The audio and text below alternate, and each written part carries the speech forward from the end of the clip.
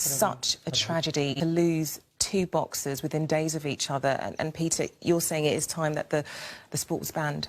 Well, I've been saying this for many years, and every time a boxer dies in the ring, or every time a boxer is left with a lifelong disability, I make this same plea. And it's not just me. Medical associations around the world have many years ago reached the conclusion that boxing is an inherently dangerous sport.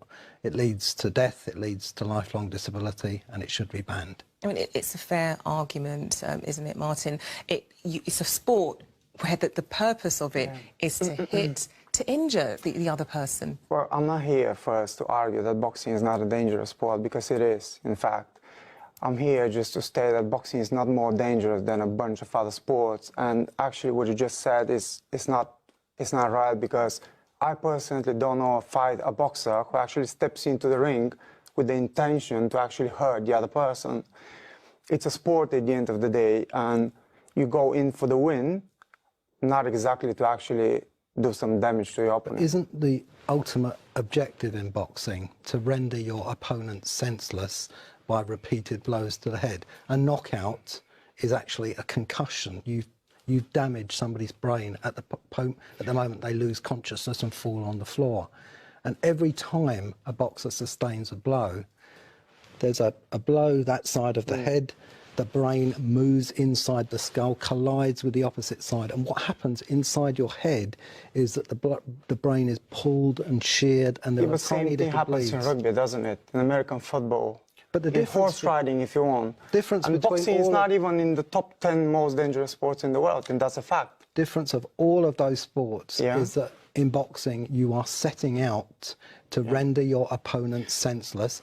In rugby, the objective is to get the ball over the line. Yeah, but the fact that the other player on the field is not aiming for your head, he's aiming for the ball, doesn't really change the final result, does it? That you end up injured. Well, I don't know of two rugby players dying. I know many rugby players who actually suffered more.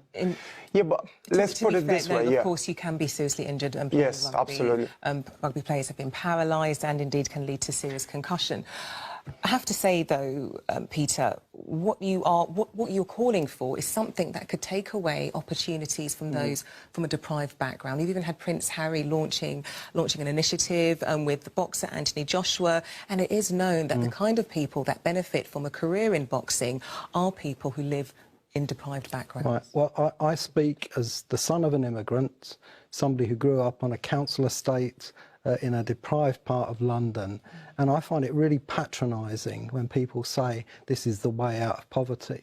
The way out of poverty is for people to be educated or to take up a sport where they don't hurt themselves or others. No, but we're not saying this is the way out of poverty. What we're saying here is that boxing has so many benefits, not only for the individual, but for the children and for the society. That I work with children, and I know charities who actually they work with children to keep them off the streets, and you will be actually, I can see that you've got the statistics here or whatever, but have you got the statistics about how many young people's lives have been changed thanks to this sport? And actually they step into the boxing gym, they find that they don't only get the sense of discipline and mental strength, but they also get a sense of community. Of course, a picture of a boxer. I'm so sorry, Peter. We do have to leave it there. I really, really do apologise. Meeta McCabe and Martin Dimitrov.